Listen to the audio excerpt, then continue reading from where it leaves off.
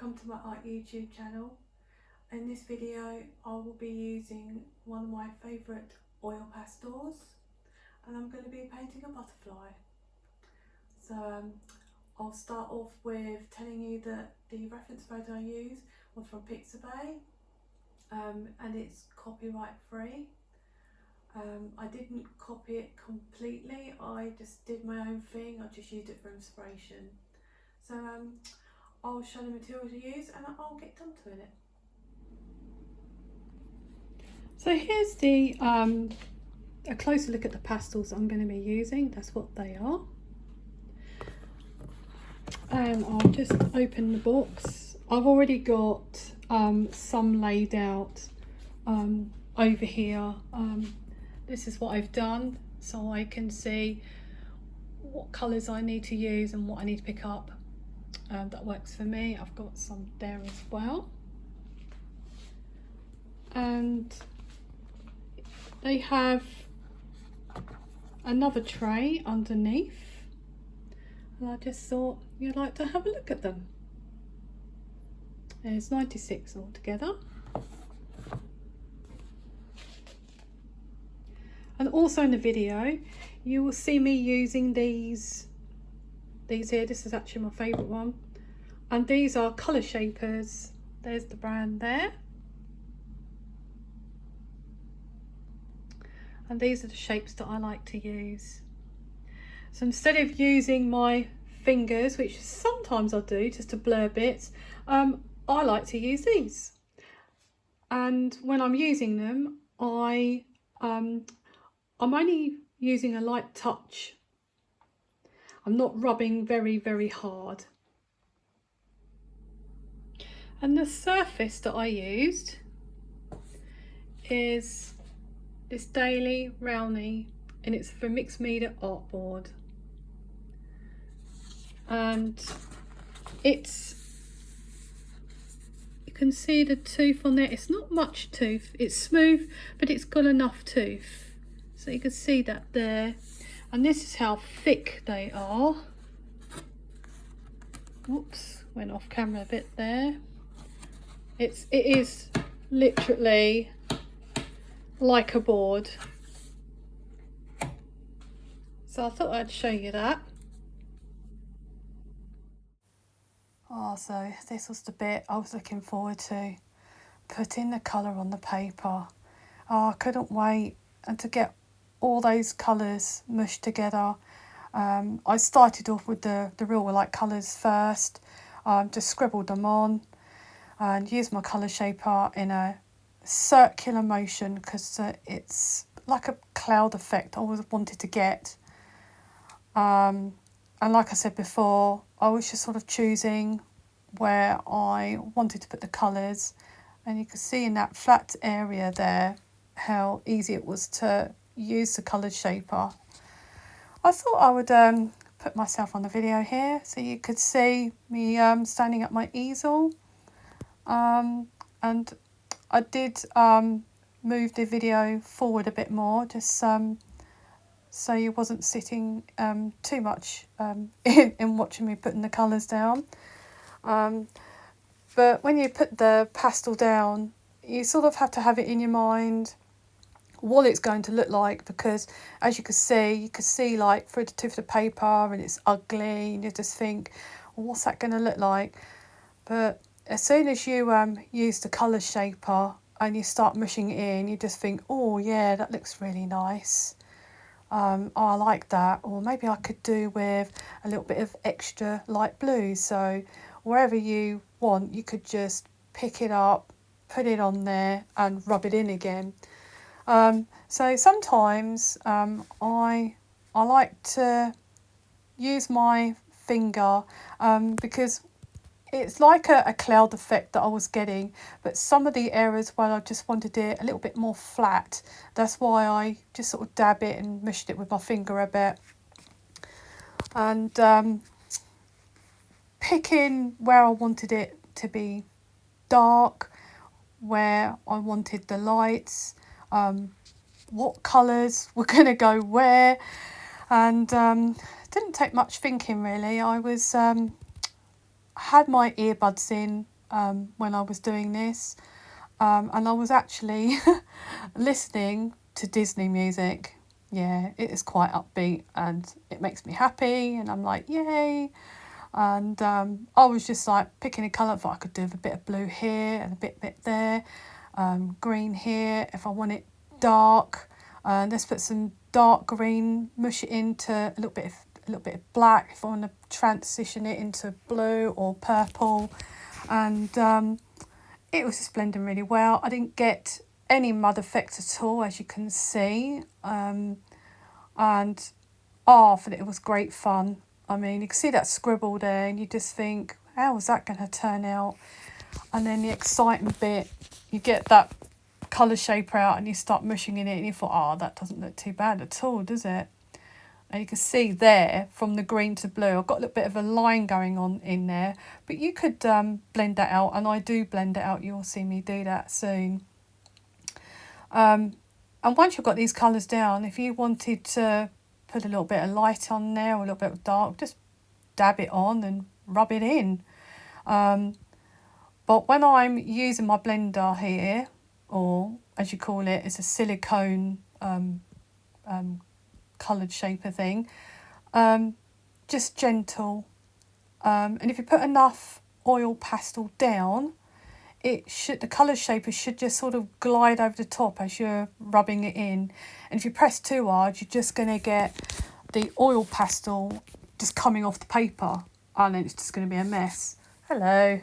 I thought I'd give you a smile. Now I've changed over to the seated position. So this is what I've got so far. It's not looking too bad.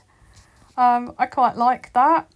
And I really wanted to get some purple in there because I really like that purple blue sort of effect. So I thought, let's put some of that in the corner and choose sort of where I'm going to have my lights. And then on this bit, I've decided it's just blend out with the lights first going into the dark. Sometimes I will clean the end of the silicone thing with my fingers just to get some of the oil pastel, just so either the lights is not going into the dark and then I'm not rubbing the dark bit into the lights. So sometimes I land up with black fingers in the end. It doesn't matter, does it? It's all fun in the end. And as you could see me there using my finger just to smooth it a little bit, so it's not looking too circly because I am rubbing in little circles. Because if you just rub up and down, you're going to have a stop and start line, and then you'll be forever trying to rub it out. And see that there I am, just adding that little bit of dark in that corner. Just to divide that blue and green up a bit there. But I had to get some of these pinks in. And it's so satisfying just doing this bit here where you're just blending it out and seeing how it turns out. Because really, you don't know how it's going to turn out until you've blended it. I mean, that's the fun of it, really. I thought it was great fun. And I know, I could talk forever. So voiceover is not too bad for me. Hope I'm not sounding too boring. If you prefer a little bit of music on my videos, which I'm quite happy to do, you can just say in a comment to have a little bit of voiceover and music at the same time. I don't mind. But this is not too much of a long video. I did cut a lot of it out just so it wasn't too daunting to watch, because I know that you just want to see the satisfying of rubbing it all in and see what it looks like. And like, how did I keep that butterfly so clean? I don't know. I didn't use any paper to rest my hand on. I didn't smudge any of it into the butterfly. So, I don't know. Don't know how I kept that so clean. I didn't have any plan. I was just like on the top. Then I worked on the right. Then I worked on the left and the bottom. I was a bit all over the place, really. But this corner, there's going to be like a flower, and then like a flower with like green leaves around it, but without the orange. and it's sort of blurred in the background. So I've not done with oil pastels before, blurring into the background like that. So this is going to be interesting because this video is part 1, and I will do a part 2 where I actually try to figure out how to do that, but record it at the same time so you can see it, to see if I actually get the effect I'm after. But if it doesn't and it looks okay, it's good. But as long as the flowers is not the main point, because the butterfly is going to be. Yeah, that looks like a firework at the moment. You know, you got to put something down on paper before you can shape it, because with oil pastels, you know, unless you're going to keep shaving it to a point and wasting a pastel, you don't really have a point on them. It's just you're working with a blunt end. So it's the colour shapers that's got to mush it into the shape you want, and you just have to plonk it down. But going around the edges of that flower with the background, I'll shape it in a lot better, and you'll see that shortly, and it will show up as a close up so you can sort of have a look. But yeah, I was having a whirl of a time, and I was had to turn the sound off because sometimes I was singing along with the music I was listening to. Yeah, it was a mishmash of Disney songs. It just gives me an upbeat feeling and a nice flow when I've got something colourful like this. Sometimes I listen to podcasts, and very interesting and focused when you're listening to something and doing something completely different. But the flow state is very calming, and it's just really, I find it very healthy, mind healthy, to flow and not worry about anything else and just get on with it. So I'm really looking forward to that butterfly though. And I don't want the butterfly to land up with circular motions effect like the background. I need it to be all nice and smooth. But I'm sure that will be fine. I can't wait to get onto the butterfly, but I really want to get this corner done first. Because, well, I've already started it, and I mean, yeah, and I was feeling a bit that this section of green here just looked a bit too plain, so that's why I went in with a little bit of a mid-green, just so it doesn't look so flat, and that to me looks a lot better now. And I think I put a little bit of a light in there as well, so I've got about 3 colours going on in there. But I keep trying to attack the flower, well, if that's what you call it. And then I thought, just a bit more background, because the corner will be done a bit more if I do a bit more background. Because, you know, when you're working on a piece, there's always a problem that you have to work around, and how are you going to figure out to do it, and how are you going to get the look. I mean, I didn't get this flower to look the way it's supposed to be, and there's no point in asking what type of flower it is, because I don't know. I mean, I don't know nothing about plants. And this doesn't look nothing like what the reference photo did. This flower's like, you know, made up, isn't it? I mean, does it really matter? I mean, no. Let's call it abstract, shall we? You know, I don't care. I mean, if someone asked me to do a commission with this particular flower, I'll probably use a different medium, I think. But really, if you practice more with a medium, you just get better. So, you know, I will get the oil pastels out again, because I really do enjoy playing with them. I do have some other oil pastels. I have the Sennelier, but I really prefer to play with these. I really like these. These are a little bit firmer than Sennelier, but these are still very, very creamy. Yeah, maybe I might get some out and do some of the butterfly bit and see how I get on with them. because you know I want to use as much art supplies as I can.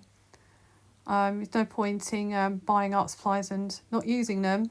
I mean, I do have a lot of it, so using up I will. So actually, what I'm doing here, I'm just rubbing the silicone lid on top of the pastel. I'm not using anything else. There's no, you know, like spirits or anything. I'm just rubbing it on. See if I can get some of it off. And it worked. I thought, oh, because that was a bit of an experiment. I thought, oh, I'll try that. If I can just rub it off and use my little tiny silicone. So thank you for watching the video. I've completed a lot and I actually did enjoy playing with this. I think it looks really good. I've got the look that I like. I just need to complete this corner here because there's just some flowers in there, but I need to blur them into the background. So I need to draw them in first and then blur them in. And then I'm going to do that butterfly. So thank you for watching till the end, and I'll see you in the next one. Bye.